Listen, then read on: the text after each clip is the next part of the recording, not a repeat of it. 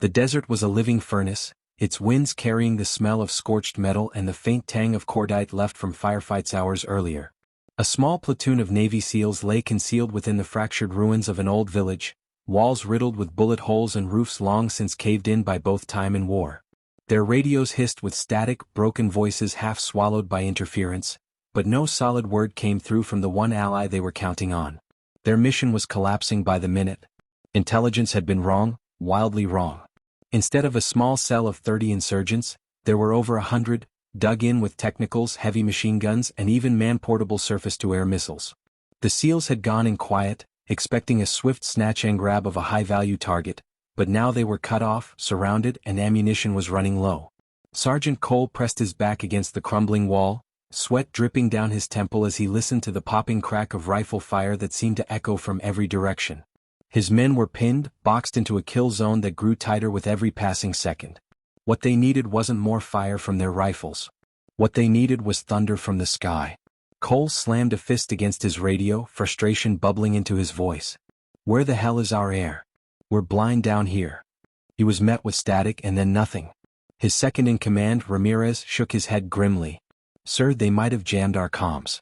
I'm not hearing anything but garbage. No one's coming. Cole wanted to believe otherwise.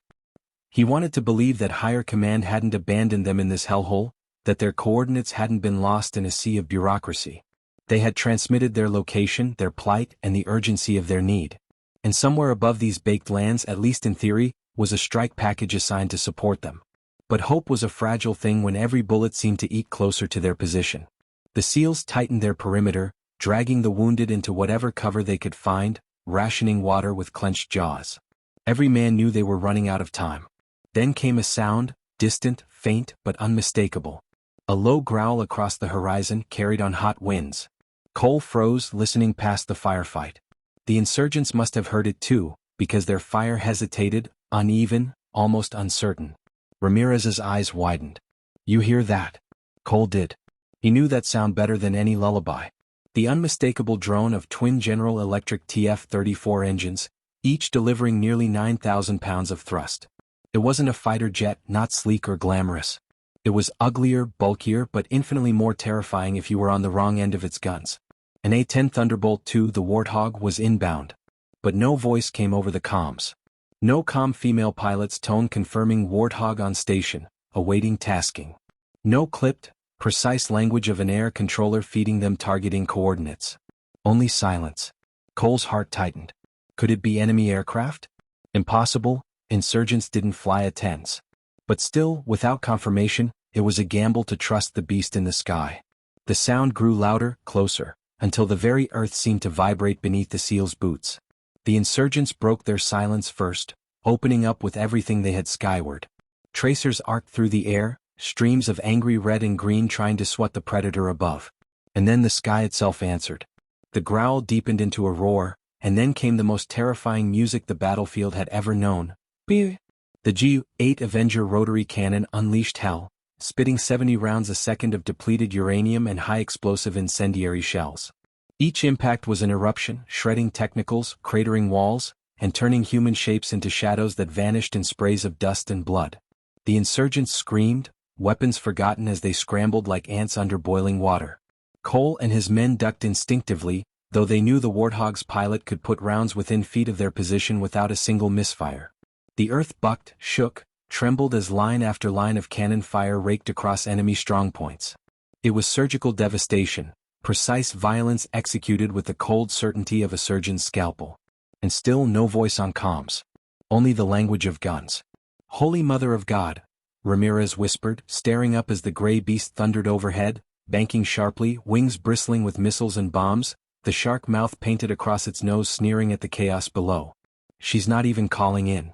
Cole felt the same chill, the same awe. Whoever was flying that Warthog wasn't wasting breath on radio chatter. She didn't need to. Her answers came in the form of explosions, in the relentless cough of the Gu-8, in the smoking wreckage left behind where moments ago there had been organized enemy fire. The SEALs watched as the A-10 tore the battlefield apart, sweeping over rocket nests, strafing gun trucks until they blossomed into fireballs, and diving with deadly precision into fortified compounds. Each pass left silence in its wake, broken only by the ragged shouts of SEALs regrouping in the sudden, miraculous reprieve. But miracles had limits. The insurgents rallied, their commanders forcing order back into the chaos. They dragged out their trump card: manpads, shoulder-fired missiles, deadly to low-flying aircraft like the A-10. Cole's gut clenched as he saw the telltale smoke trail streak into the sky, desperate claws reaching for the angel of death above. One missile missed wide, fooled by countermeasures, but another closed fast, angling straight toward the Warthog's right wing. Cole found himself shouting into his useless radio, as if sheer will could carry his voice. "Brake right. Brake right." The A-10 didn't flinch. Instead, it dove directly into the threat, throttles wide, cannon roaring. The missile hit, too close, too direct. Smoke and flame licked across the Warthog's frame. For a heartbeat, Cole's chest hollowed. Was she hit? Was their savior about to fall from the sky? But the Warthog was built for this. The A-10 was no fragile fighter. It was an armored monster designed to eat damage and spit death back tenfold. The fire died out, a chunk of wing torn away, hydraulics weeping, but the beast kept flying. And still she fought. The pilot banked hard, rolling into another strafing run as if nothing had touched her, loosing a pair of AGM-65 Mavericks that streaked into an enemy bunker and reduced it to a pile of molten rubble. The insurgents' morale broke for real this time. Men threw down their rifles, sprinting into the desert, abandoning heavy weapons and vehicles. It was no longer a battle. It was an exorcism. The devil had come for them with wings of steel. Cole and his SEALs stood amid the ruin, hearts pounding, eyes wide. Not one of them had heard a syllable over comms. Not one of them even knew her name. All they knew was that somewhere above, a lone pilot in an ugly, battered jet had saved their lives without uttering a single word. She had spoken only in the thunder of her cannon, the fire of her rockets, the fury of her bombs. And as the A-10 banked one last time, limping toward the horizon with smoke trailing from her wounded wing, Cole found himself saluting skyward, voice hoarse but certain. "Whoever you are, thank you." Night came quickly in the desert, swallowing the battlefield in shades of indigo and black, broken only by the flickering glow of distant fires where vehicles still burned. The SEALs moved cautiously through the ruins, weapons raised, eyes scanning for stragglers. But the insurgents had fled, scattered into the sands like shadows afraid of the moonlight. For the first time since dawn, silence reigned. Cole crouched beside Ramirez, checking the radio again, though he didn't expect anything different. Static still hissed back at him, broken only by faint bursts of distortion. Whoever had flown that A-10, she had never once spoken on comms. No call sign, no identification, not even a clipped acknowledgement. Just guns, bombs, and the kind of violence that had saved them all.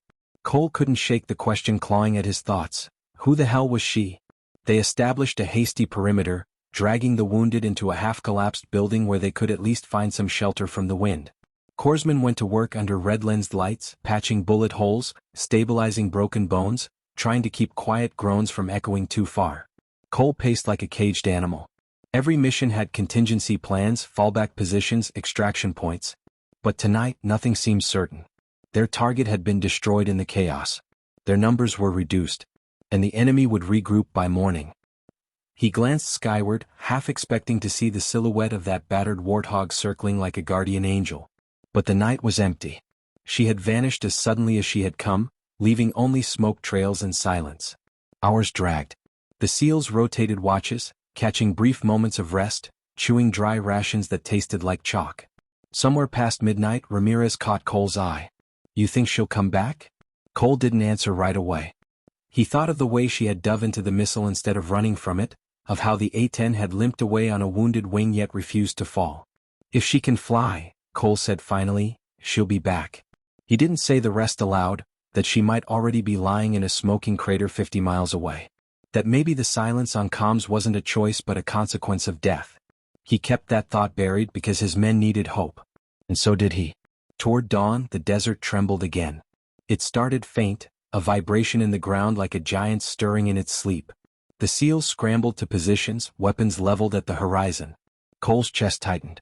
He knew that sound. He would never mistake it again. Engines, those same engines. The growl became a roar, rolling over the desert in waves, shaking dust from ruined walls. And then she appeared, rising over the dunes with the sun at her back, the silhouette unmistakable. The Warthog had returned. One wing carried fresh scars, metal patched with crude repairs, smoke-stained but still strong. She banked low, slow, a predator surveying its territory. The SEALs cheered despite themselves, exhaustion forgotten in a burst of relief. But once again the radio remained silent. No voice announced her presence. No call sign marked her as friendly. She simply flew, circling the village like a hawk guarding wounded prey. Cole keyed his mic anyway, his voice low but steady. "Warthog, this is Viking 1. We see you. Appreciate the cover." Static answered, but he thought he heard something beneath it. A whisper, maybe, or just his imagination trying to give the ghost in the sky a face. He lowered the mic slowly. Whoever she was, she didn't want to be known. Minutes later, insurgent trucks appeared on the horizon, bouncing over the sand with dust trails like banners. The enemy had rallied faster than expected. They came in waves, technicals bristling with heavy machine guns, fighters clinging to the sides like wolves charging into the hunt. The SEALs braced themselves. Ammunition was low, their defensive line thin. Cole's gut twisted. This was it. Either they were cut down or their mysterious angel delivered them again. The Warthog roared, diving like judgment incarnate. Beardy, her cannon sang again, chewing through the lead vehicle until it exploded in a blossom of fire. Men tumbled from trucks, shredded before they even hit the ground. Rockets streaked down, punching holes into the enemy column, scattering them like leaves in a storm. The battlefield became a slaughterhouse, one-sided and merciless. Cole watched through the dust as the A-10 carved paths of devastation, each pass tighter than the last, as though the pilot was daring fate to touch her again. And still no words. Not one syllable. The SEALs fought alongside her, picking off what survivors made it past her firestorm, holding their perimeter with grim determination. Cole realized something unsettling as the hours passed. The insurgents weren't just afraid of being killed, they were terrified of her specifically. Whispers carried across the lines, men pointing to the sky and breaking ranks in panic. Rumors spread like wildfire, faster than bullets. They called her the ghost of the sky, a cursed bird that came without warning and left nothing alive in her shadow. The insurgents had fought Americans before, but never had they faced one who didn't even announce herself. She was faceless, nameless, a weapon made flesh. By noon the field was quiet again. Hundreds of enemies lay broken in the sand, their weapons abandoned. The SEALs had survived another day, saved by the merciless hand of an ally they still had never seen. Cole finally allowed himself to sit, exhaustion pressing heavy against his shoulders. Ramirez dropped beside him, shaking his head with a grin that didn't quite hide the tremor in his hands. "Who the hell is she, boss? Ghost? Angel? Demon?" Cole wiped sweat from his brow, staring at the horizon where the Warthog circled lazily like a tired vulture. "Doesn't matter," he said quietly. "All that matters is she's on our side." But as he said it, something gnawed at him. No pilot flew alone forever. No mission lasted without orders, fuel, or supplies. Someone, somewhere, had put her in the sky. And yet command hadn't said a word, hadn't confirmed air support, hadn't even acknowledged her existence. Cole began to wonder if maybe they weren't supposed to know her at all. That night, when the desert chilled and the stars spread like spilled diamonds overhead, Cole climbed to the roof of the ruined building and scanned the horizon. He didn't expect to see her, but she was there, silhouetted against the moon, silent as ever, circling at a distance. Watching. Protecting. He keyed his mic one last time, his voice low, personal, as though speaking into prayer. "Whoever you are up there, thank you. We don't need your name. Just keep flying." The radio hissed in reply, but in that hiss, he swore he heard the faintest trace of a woman's voice, ragged, tired, but unbroken. And then it was gone. The engines droned on, steady, relentless. Cole didn't tell the others what he thought he'd heard. Some mysteries were better left unspoken. By the third day, exhaustion had etched deep lines into every SEAL's face. Their lips were cracked, their bodies stiff with bruises, their nerves stretched to the breaking point. Yet they endured because above them the Warthog still circled. She was more than a plane now, she was a presence, a constant reminder that the sky had not abandoned them. But questions grew heavier than the desert heat. Who flew her? How had she stayed in the air so long without resupply? Where was her base? Cole had asked himself these questions until his brain throbbed, but answers never came. All he knew was that every time death pressed close, the A-10 tore it away. That morning, while the sun rose red and merciless, Cole gathered his men for a huddle. "We can't just sit here waiting to be overrun. Command hasn't answered. Extraction's not coming unless we move. We push north tonight, through the dunes, and link with friendlies near the river." He paused, studying the hardened faces staring back at him. They were tired but unbroken. We move light, fast, and silent. And if we're lucky, his gaze flicked skyward. She'll cover us. No one questioned who he met. They all knew. The day stretched into brutal monotony. The insurgents were quiet for now, licking their wounds, but Cole knew it wouldn't last. They had manpower, supplies, and fury. They would regroup, and when they did, it would come like a storm. Cole walked the perimeter, scanning the horizon, checking the wounded, keeping men moving even when they wanted to collapse. Discipline was survival. Ramirez approached with a canteen, offering it with a wry grin. "You look like hell, boss." Cole took a sip, letting the warm, metallic-tasting water roll down his throat. "We all do." He glanced at Ramirez. "You ever think about her? Who she is?" Ramirez chuckled softly, though his eyes were serious. "Every damn minute. But you know what? Doesn't matter. She's up there. That's all that counts." Cole nodded, though deep down he wasn't satisfied with that. At dusk, they packed their gear as light as possible. Extra ammo, medical kits, nothing more. The wounded were stabilized, ready to be carried on makeshift stretchers. Every man knew the march ahead could kill them. But staying meant certain death.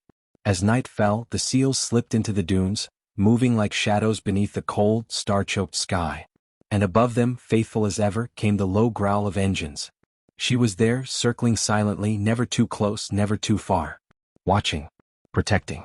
They had barely covered 3 miles before the desert erupted. A flare arced into the sky, bursting into brilliant white fire, washing the dunes with daylight. Insurgents rose from hidden trenches, their ambush sprung with precision.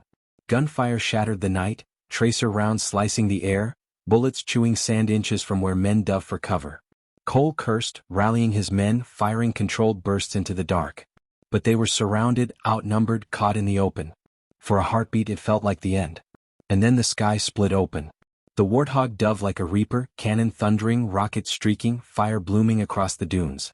The ambushers were torn apart, their formations shattered before they could fully tighten the noose. Cole's men seized the moment, pressing forward, dragging the wounded while the A-10 carved corridors of survival through the night.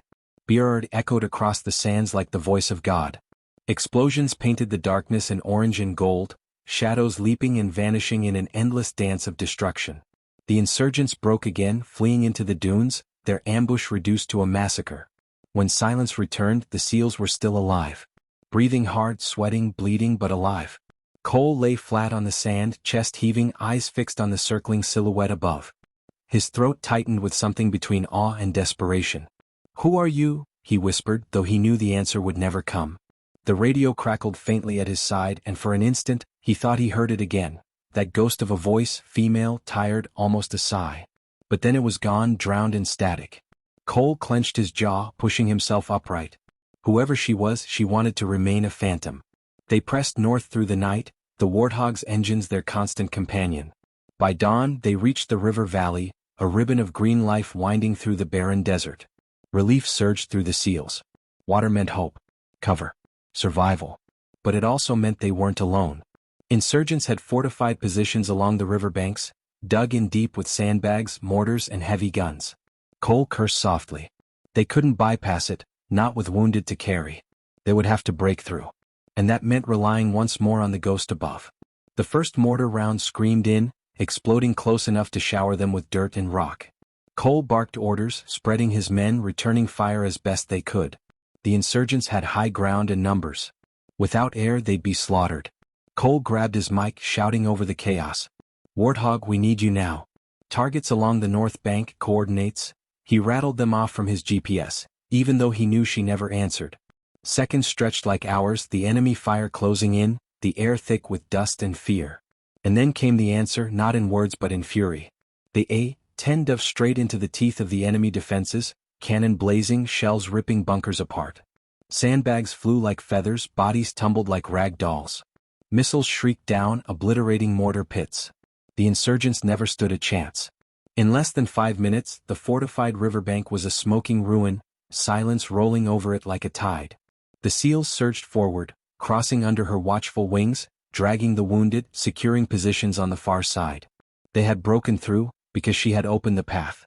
As the men collapsed in the relative safety of the river's shadows, Cole sank to his knees, staring skyward. The Warthog circled once, twice, then leveled out, flying low over the water. For the first time, Cole caught a glimpse through the canopy. A helmeted figure, visor glinting in the morning sun. Small frame. Definitely a woman. She raised one hand just briefly as if in salute. Cole's breath caught in his throat. And then she was gone, banking away toward the horizon, leaving only the echo of engines in her wake. His men erupted with cheers, shouts of triumph, laughter born of survival.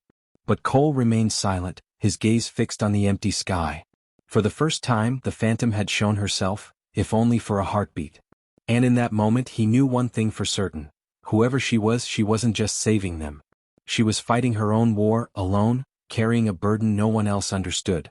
And until her mission ended, whatever it was, they would never truly know her name. The river valley gave them a chance to breathe, but only barely. The SEALs set up a makeshift camp beneath a canopy of tangled brush, patching wounds and refilling canteens with filtered water. Their bodies trembled with exhaustion, yet none of them slept deeply. Every creak of the trees, every rustle of reeds sounded like an enemy creeping through the dark. Cole paced the perimeter, unable to rest. He felt the weight of leadership pressing harder with each step. His men looked at him as the anchor keeping them alive, but deep down he knew it wasn't him. It was her. The ghost in the Warthog. Without her they'd already be corpses rotting in the desert sun. That afternoon, while the men rested, Cole climbed a small ridge overlooking the valley. The land stretched endless in every direction, dunes and jagged cliffs shimmering under the heat. He scanned the sky and sure enough he saw her again. The A-10 traced lazy circles high above, distant but constant, her engines a low hum like a heartbeat. Cole pulled out his radio, keyed it and spoke softly. "I know you can hear me. You saved us again. I don't know why you won't talk, but you've got every one of my men alive because of what you did. If you need something from us, anything, say it." He waited, listening to static. Nothing came back. Just silence as always. Cole exhaled, shaking his head. It was like praying to a god who refused to answer. By nightfall, Ramirez joined him on the ridge, carrying a ration pack he'd barely touched. "You know what the guys are saying?" Ramirez asked, dropping beside him. "They're calling her Valkyrie. Angel of death who chooses who lives and who dies." He smirked faintly. "You ask me, fits her pretty well." Cole gave a humorless chuckle. "An angel doesn't bleed fuel across her wing. She's human. A pilot. Just like anyone else. Flesh and blood. And she's out there alone." Ramirez studied him, then asked quietly, "So why does she stay with us?" Cole didn't answer because he didn't know. Maybe it was coincidence. Maybe she had her own mission that happened to overlap. Or maybe, for reasons she kept locked inside, she had chosen them. The SEALs moved again before dawn, slipping through the valley like shadows, pushing toward the extraction point still dozens of miles away. Cole knew every step deeper into enemy territory brought new risks.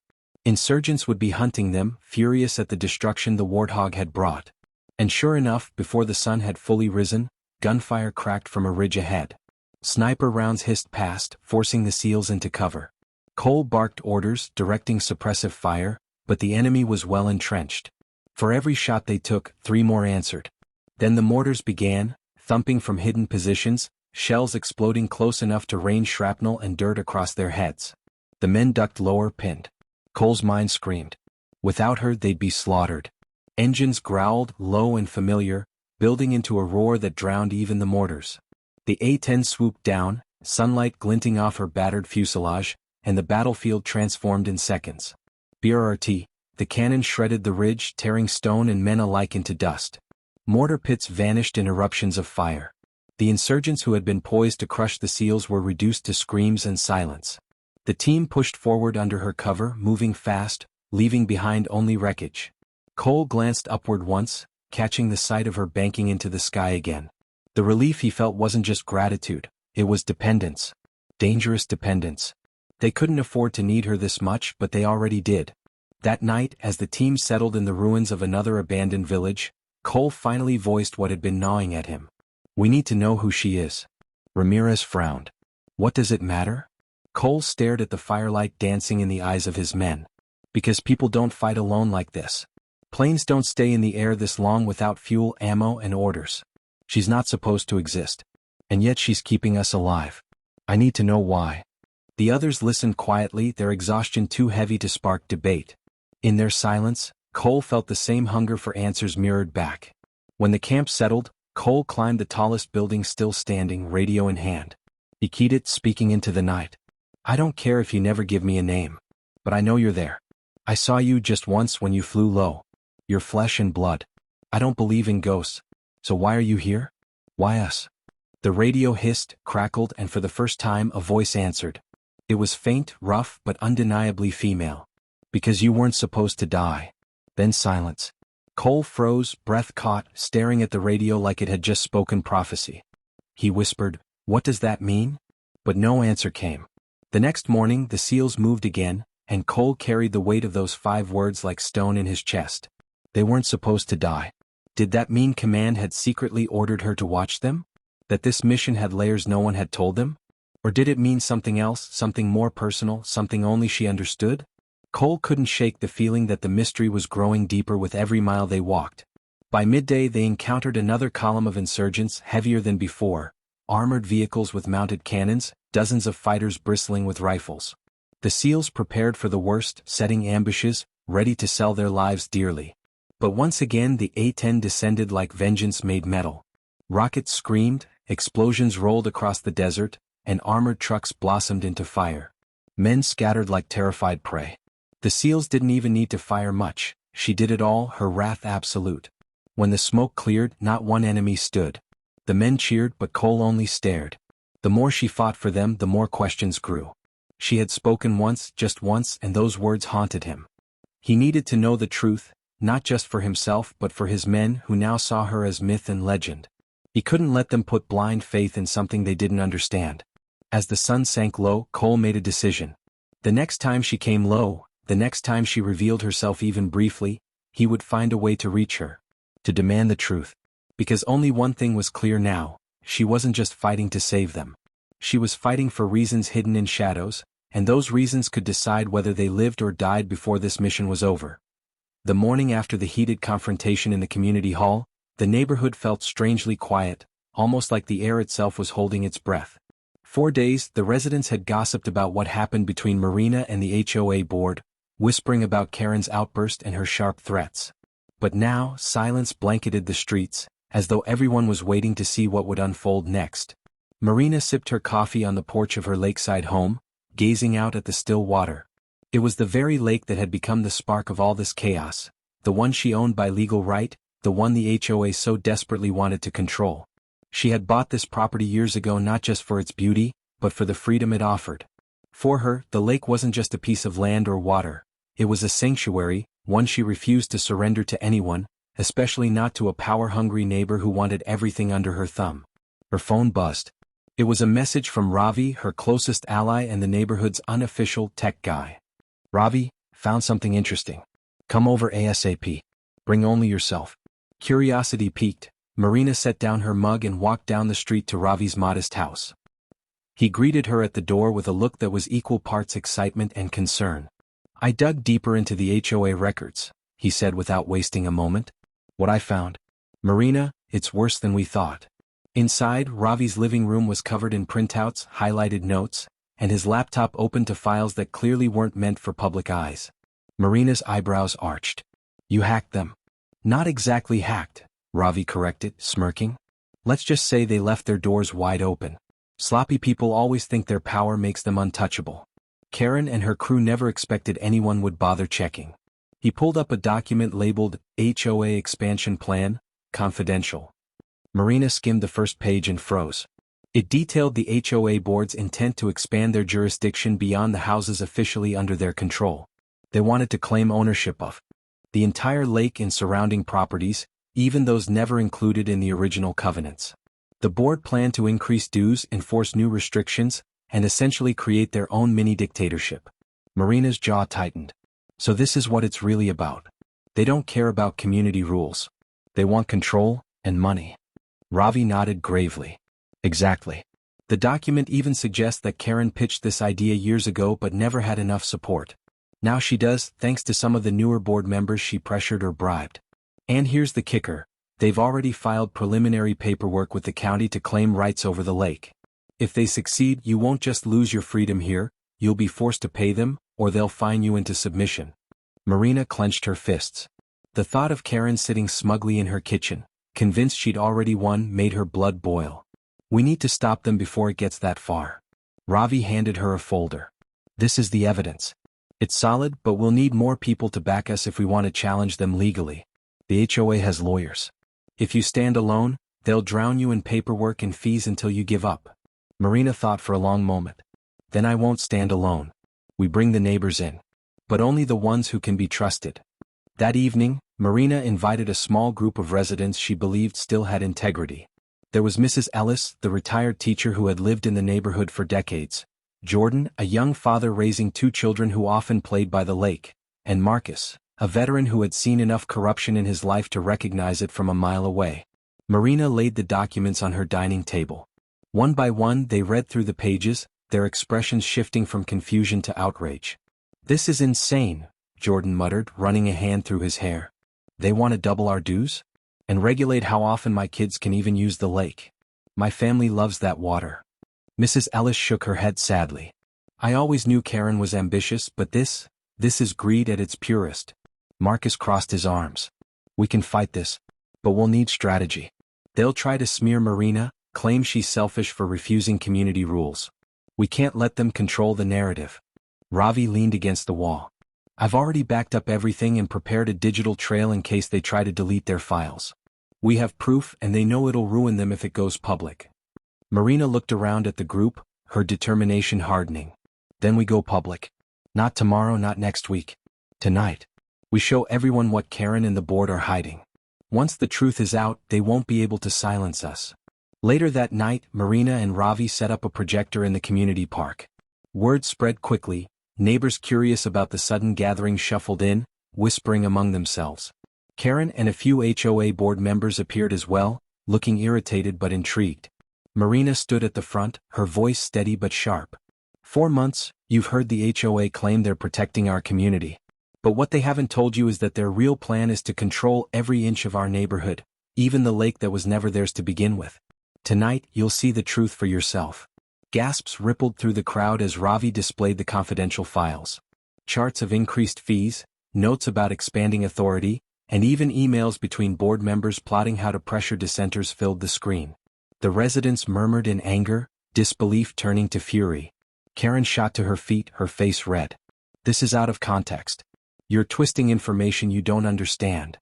But Mrs. Ellis stood. "Don't insult us, Karen.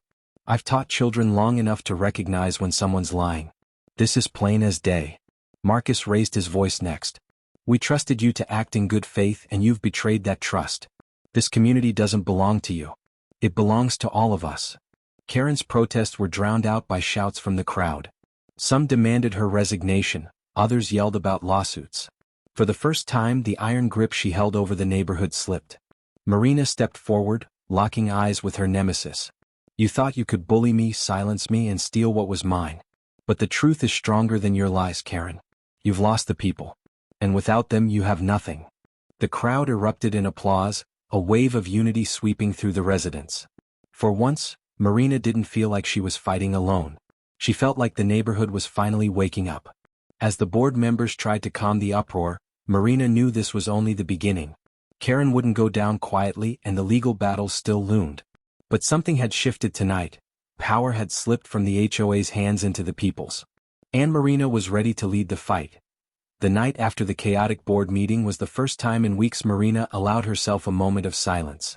She stood at the end of her dock, a soft lantern glowing beside her, and listened to the lap of waves. For a brief instant she almost forgot about the HOA, the shouting, the veiled threats. The lake shimmered under the moonlight, alive with the same quiet beauty that had drawn her to buy the property years ago. But peace never lasted long. The next morning, Marina awoke to an email that made her blood run cold. It was from a law firm representing the HOA. The subject line read, "Notice of intent to restrict lake access." Her fingers trembled as she clicked it open. The letter was laced with legal jargon, but the meaning was clear. The HOA intended to petition the county to strip her right to use the lake, claiming she was a nuisance to the community and had violated unspecified codes of conduct. It was a baseless threat, but it was also a dangerous one. If the petition reached the wrong ears, it could complicate her fight. Marina set the phone down, her jaw tightening. "They're escalating," she whispered to herself. Her son Ethan walked into the kitchen just then, rubbing sleep from his eyes. "Mom? You look like you haven't slept at all. She slid the phone across the table to him. Read this. He scanned the email, his face twisting into disbelief. This is insane. They can't just take away lake access, it's literally written in the deed. Marina nodded. But if they muddy the waters enough, they might delay us for months. That's what they want. To exhaust me until I give up. Ethan leaned against the counter, thoughtful. Then maybe it's time to stop playing defense. Marina looked at him sharply. What do you mean? You've been waiting for them to make mistakes so you can respond, but what if we hit them first? Expose what they've been doing. Show everyone how corrupt this board is. You've got files, recordings, witnesses. Why not use them? The idea lingered in the air like a spark waiting for flame. Marina had always prided herself on taking the high road, on keeping the battle within the confines of the law. But Ethan wasn't wrong. The HOA wasn't fighting fair. Why should she keep giving them the advantage of restraint? That night, Marina pulled out the thick binder she had been building for months.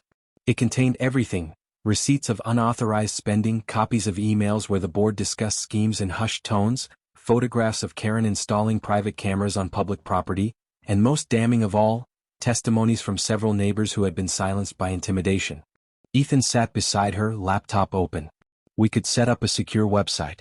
Put all this information out there, backed with evidence. If the community sees it, the board won't be able to hide anymore. Marina hesitated. If we do this, we're painting targets on our backs. Karen won't just fight back, she'll come after us harder. Her son gave her a steady look. She's already coming after us, Mom. Might as well fight with both hands. And so, the plan began. The following week, whispers spread through the neighborhood like wildfire. Someone had leaked a site called HOA Truth Files. On it, residents could scroll through evidence of the board's corruption, complete with documents, voice recordings, and a detailed timeline of abuses of power. Names were named. Numbers were listed. It was all irrefutable. The fallout was immediate. Neighbors began gathering in driveways and on porches, shaking their heads in disbelief. Some were angry they had been lied to. Others were relieved someone finally had the courage to stand up. By the end of the day, Marina's phone buzzed nonstop with messages of support. But with the praise came the backlash. Karen stormed down Marina's driveway the next morning, fury etched across her face. "How dare you?" she shouted, her voice echoing across the lake. "You think you can humiliate me like this? Do you know what you've done?" Marina stood calmly on her porch, arms folded. "I didn't do anything except tell the truth. If you're ashamed, that's not on me." Karen's face twisted. For a moment, she looked like she might lunge forward, but then she caught herself, straightened, and hissed, "You'll regret this. I'll drag your name through the mud until no one in this county will take your side." "Funny," Marina said coolly, "because the county clerk already has copies of those documents. So do the local papers. If you want to keep digging, go ahead, but you might not like how deep the hole gets." For the first time, Karen faltered. Her eyes flickered with uncertainty before she turned on her heel and stalked away. Ethan stepped out from inside, watching her retreat. "She's rattled. She's cornered," Marina corrected. "And that makes her dangerous." The HOA board called an emergency meeting 2 days later. This time, the turnout was unlike anything Marina had seen before. Dozens of residents packed into the community hall, many clutching printed copies of the leaked documents. The air buzzed with anger and curiosity. Karen tried to maintain control, gavel in hand. "Order. We will restore order." But the room wasn't listening. One resident, Mr. Dawes, stood up and held out a sheaf of papers. "You've been charging us for maintenance fees that never went to maintenance. Where did the money go, Karen?" A woman named Felicia shouted from the back, "Why did you install cameras facing my backyard? That's illegal." Voices rose. Fingers pointed. The once loyal board squirmed in their seats, unable to defend themselves against the tidal wave of accusations. Marina sat quietly in the corner, letting the storm unfold. This wasn't her fight anymore. This was the community reclaiming its voice. By the end of the night, a motion was filed to dissolve the current HOA board entirely. A vote would be held the following week. For the first time in years, hope stirred in the neighborhood. But Karen wasn't finished. Late that evening, Marina heard a noise outside her window. She pulled back the curtain and froze. A car she didn't recognize was idling near her dock. 2 figures stepped out, their shapes shadowy against the moonlit water. One carried something that glinted in the dark. Metal, heavy. Her pulse quickened. Ethan came up behind her. "What is it?" "Trouble?" Marina whispered. Without waiting, she grabbed her phone and dialed the sheriff's office. As she spoke quietly into the receiver, the figures moved closer to her dock, crouching near the water. It looked like they were trying to tamper with the boards, maybe to sabotage it, maybe worse. Headlights cut through the night as a deputy's cruiser arrived faster than expected. The figures scattered, sprinting back to their car before peeling out of the neighborhood. The deputy came to Marina's porch, notebook in hand. "Looks like someone doesn't like you shaking things up," he said grimly. Marina exhaled slowly. "They won't scare me off. Not now." But deep down she knew this was only the beginning. If Karen had resorted to intimidation, then the war for her lake, and her peace, was entering its most dangerous phase yet. That night, as she sat awake long after Ethan had gone to bed, Marina stared out at the dark, restless waters. She had exposed the truth. She had rallied the neighborhood. But victory wasn't guaranteed. Karen was desperate, and desperate people did reckless things. The lake shimmered faintly in the moonlight, calm on the surface but hiding unseen currents below. Marina realized the metaphor wasn't lost on her. This battle was the same. Peace could be restored, but only if she could survive the storm beneath. And she intended to. No matter what came next. Marina woke before dawn, the faint sound of waves brushing against the dock outside her window filling the room with a rhythm that steadied her pulse. She had slept only a few hours, her mind consumed by what was coming. Today was the day the court would hear the final case. Not the skirmishes with Karen or the temporary injunctions, not the minor rulings about access and property maintenance. This was the main battle, the lawsuit Karen had engineered with the HOA's board to strip Marina of her rights to the lake once and for all. Marina brewed herself a strong cup of coffee and leaned against the counter, staring at the dark water beyond the glass door. The lake had been her sanctuary long before Karen appeared with her demands. Every inch of its glistening surface held memories, of her father teaching her to row, of summers with friends, of quiet mornings fishing alone. She wasn't about to surrender that sanctuary to someone who thrived on control. By the time she arrived at the courthouse, her lawyer, David, was already waiting on the steps. He greeted her with a firm nod. "You ready?" he asked. "As I'll ever be," Marina replied. "Good. Karen's team is going to come in swinging, but we've got the documents that matter. Remember, facts over drama." Karen didn't make them wait long. She arrived with 3 board members in tow, her heels clicking like drumbeats against the marble floor. She wore a suit sharp enough to cut glass, her expression carefully arranged into a mask of righteousness. Yet Marina could see the flicker of nerves behind her eyes. Inside the courtroom the air was tense. The judge, an older woman with sharp eyes, entered briskly and called the case to order. Karen's lawyer stood first, presenting a grand speech about community standards, lake preservation, and the supposed chaos Marina had caused by refusing to comply with HOA authority. He painted her as a reckless individual who endangered the collective good. Marina sat quietly, hands folded in her lap, refusing to let the anger bubbling inside show. She knew this was Karen's game, twist the narrative, make the truth seem like disorder. When it was David's turn, he rose calmly and walked to the center of the room. "Your Honor," he began, "this case is not about preservation, nor about the community's well-being. This case is about control. The HOA has no legal jurisdiction over Ms. Marina's property. They have no authority over her dock, her boat, or her use of the lake. And yet, they have persistently harassed her, fabricated violations, and sought to bully her into submission." He laid out the evidence methodically, property records showing Marina's ownership predating the HOA's formation, legal precedents where homeowners outside HOAs were exempt from their rules, and a damning series of emails where Karen explicitly told the board she intended to make an example of Marina so others fall in line. The courtroom murmured at that revelation. Karen stiffened, her lips pressing into a thin line. Then came the moment Marina had been waiting for. David produced the environmental study Marina had commissioned months ago, one that revealed the HOA's supposed lake preservation efforts were actually harming the ecosystem. Their chemical treatments were killing fish, and their construction near the shoreline was accelerating erosion.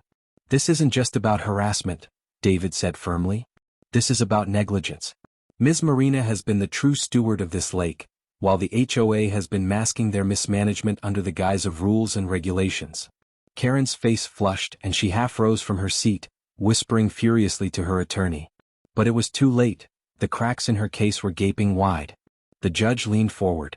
"I have heard enough," she said. "The evidence speaks for itself. This court rules in favor of Ms. Marina. The HOA has no jurisdiction over her property. Furthermore, given the repeated harassment and documented attempts at coercion, I am granting Ms. Marina's countersuit. The HOA will be fined for damages, and Ms. Karen, her gaze fixed like a spotlight on the woman, is hereby barred from further contact with Ms. Marina, her property, or her guests. The gavel came down with a sharp crack. It was over. The board members slumped in their seats, their defeat sinking into their bones. Karen, however, did not sit. She shot to her feet, her face twisted with rage. This isn't fair. She's manipulated everyone. You can't just. The judge slammed the gavel again. One more outburst, Miss Karen, and I'll hold you in contempt. Sit down. For once, Karen obeyed. Outside the courthouse, the air felt fresher, the weight on Marina's chest finally lifting. Reporters who had caught wind of the conflict clustered at the steps, shoving microphones toward her. Ms. Marina, how does it feel to have won against the HOA? One asked. She paused, then answered simply, it feels like justice. Not just for me, but for anyone who has ever been bullied into thinking they don't have a voice. You always have a voice. That night, back at the lake, Marina sat at the end of her dock with a lantern flickering beside her. The water reflected the stars, calm and endless. She thought about the months of battle, the sleepless nights, the moments of doubt when Karen's aggression seemed overwhelming. And yet she had held on. She had chosen not to be silenced. As she watched the ripples drift out into the dark, she realized something deeper. This wasn't just about the lake or even about Karen. It was about reclaiming her place, her peace, her right to live without fear of someone else's control. The sound of footsteps drew her from her thoughts. David approached, carrying 2 cups of tea. You did it, he said softly, handing her one. We did it, Marina corrected. They clinked cups, the faint sound carrying out across the water like a promise. Karen, meanwhile, retreated into isolation. The board, embarrassed by the exposure of their corruption, began to fracture. Neighbors who had once been hesitant now came to Marina, thanking her for standing up when no one else dared. The lake was quiet again, not just in sound but in spirit. Marina breathed in the cool night air, smiling faintly to herself. For the first time in months, she wasn't preparing for another fight. She was simply living. And that was the sweetest victory of all. The neighborhood had never been this quiet before. For weeks, Karen had ruled every corner of the community with her endless complaints, fines, and rules. But now, after all the battles, secrets, and power struggles, the final confrontation was at hand. Marina stood on her porch that morning, looking at the calm lake reflecting the rising sun, yet her heart beat like a war drum. She knew today would decide whether her home remained her sanctuary or became another conquest for Karen and her twisted version of control. Karen, of course, was already preparing her final move. Word had spread that she had filed yet another massive lawsuit against Marina, this time claiming that her behavior had disrupted the harmony of the neighborhood. She was demanding Marina's eviction, fines worth thousands of dollars, and permanent revocation of her lake rights. The absurdity of it made Marina laugh bitterly.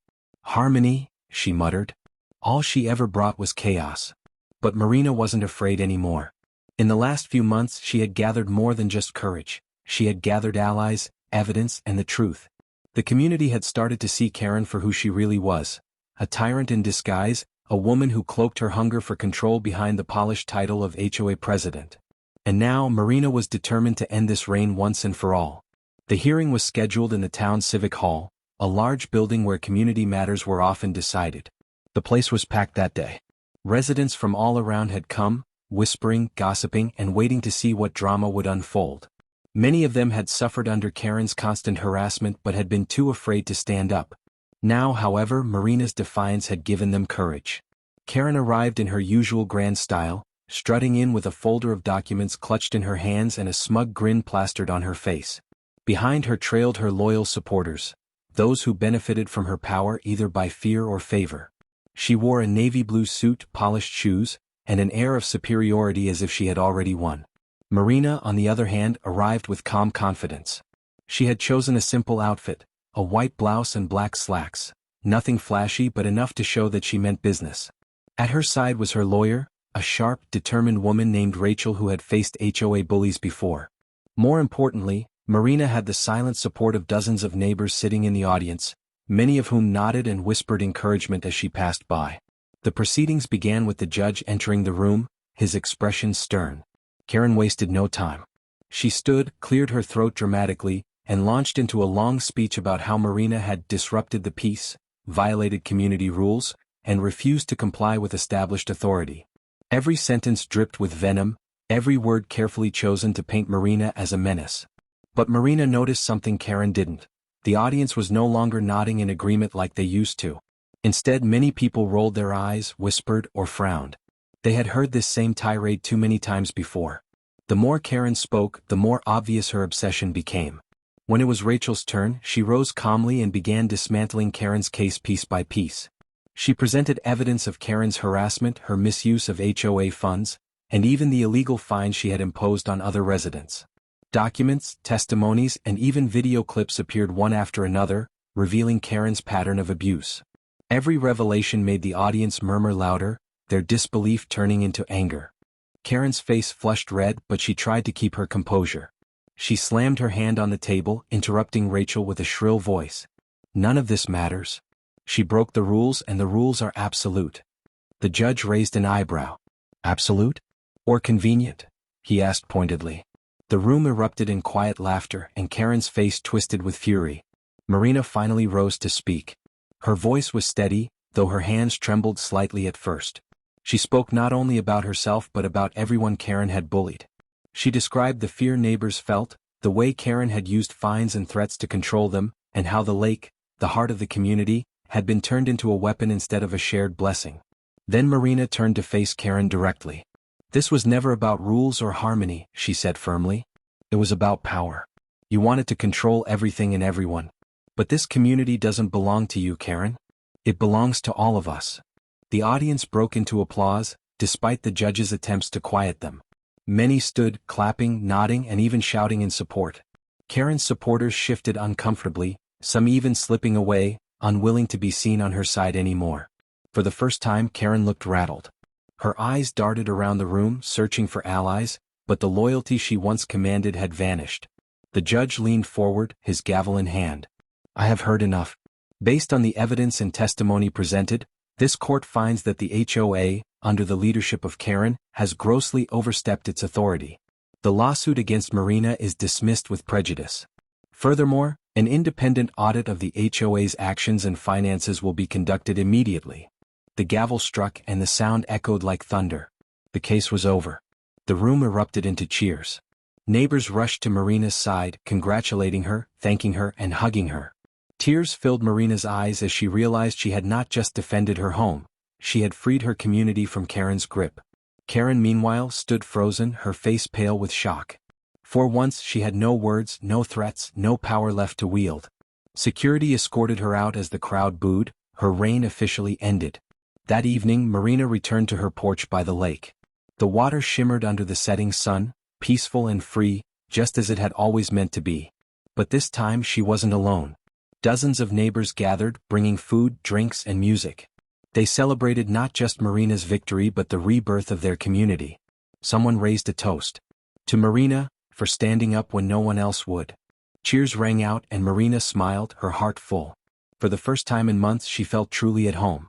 Karen's shadow had finally lifted and the lake, her sanctuary, was safe. The HOA had been reminded of its true purpose, to serve, not to rule. And as laughter and music filled the night, Marina knew this was more than just a personal victory. It was the beginning of a new chapter for everyone. The battle with HOA Karen was over, and Marina had won, not just for herself, but for an entire neighborhood that would never again bow to tyranny. The end.